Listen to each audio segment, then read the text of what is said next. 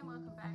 Today I thought I'd make a video about tools. A lot of people ask me, well, what kind of tools and stuff do you have? And I don't want to spend a lot of money on tools.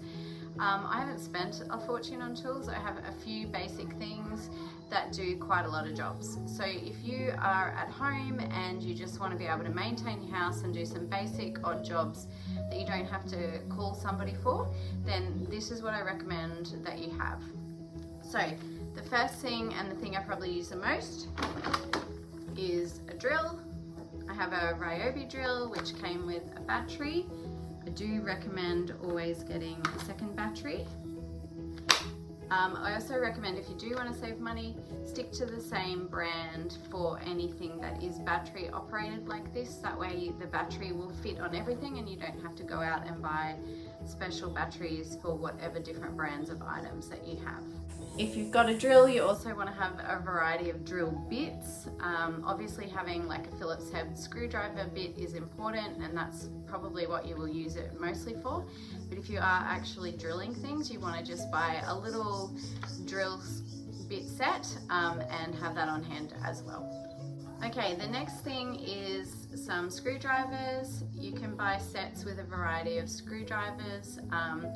You want one that has a flat head like that, so just a straight line, and a Phillips head which is like this. Okay, I also recommend getting a set of really small screwdrivers, because if you're like me and you have kids, they have remote control cars and other toys, and you always need a tiny little screwdriver in order to undo them and put the batteries in. So you can really cheaply pick those up as well. Next, I have a measuring tape, just straight up basic measuring tape. This is 8 meters, which is enough. Okay, and if you're not doing any huge landscaping jobs, that should be fine in the home. So pick up a measuring tape like this as well. Get yourself a hammer. It's really good to have a good quality hammer. So if you buy a little tool kit or startup kit, they're fantastic. They also make fantastic gifts, by the way, but they don't always have the best quality hammer or screwdrivers. So I do recommend going out and getting a decent hammer as well. Something else I use quite a lot, believe it or not, is pliers. Often just to undo things that I'm really struggling to undo. My kids have bikes and stuff that sometimes need tightening or fixing up, so pliers are super handy. These are just a blunt nose plier, but I also have a pair of needle nose pliers, so they're a pointy tip, and they are really good at getting into things, and sometimes you just need something a little bit more fine and accurate to use instead of a blunt nose plier like this. That brings me to a vice grip. So these are very similar to pliers, but more so if you want to hold something and undo it. When I do plumbing, sometimes I have trouble getting the pipes undone, and I can use this. So you can put the pipe or whatever in the middle, and then I don't want to squash my thumb, but squeeze it tight and it can lock into place, and you can change that. Now you can adjust these, so you can make the mouth of it there, you know, wider or smaller depending on what you need. So these are really helpful too. As is a spanner. You can get sets of these with all different sizes, but if you don't need to use them, then there's probably no point doing that. Just get yourself an adjustable one. Okay, so a spanner wrench that you can adjust in and out is fantastic, also pretty inexpensive.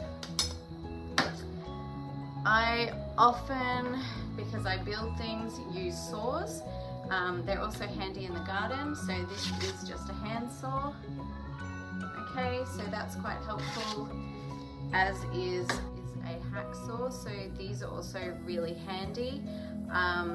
Believe it or not, you know, having two different types is actually helpful.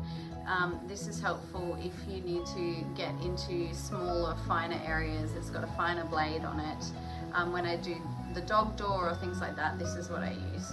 And they're really easy to replace. You just pop the blade off and you can get a new one. The two last things that I use quite often is a level. So a spirit level. So if you are even just hanging pictures or a TV or anything like that, you can make sure that it's level.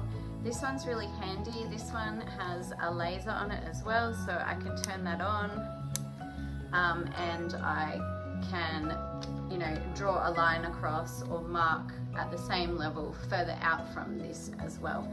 So, you know, if you have a really long picture or you want to hang two at the same level along a wall, having that laser is really helpful, and it's pretty inexpensive. Last thing is a file. I guess this is just sort of like a medium one. It's not too coarse, but occasionally there are things that are just sharp. Maybe a screw is poking out of something and you just want to file it down so nobody scratches or hurts themselves.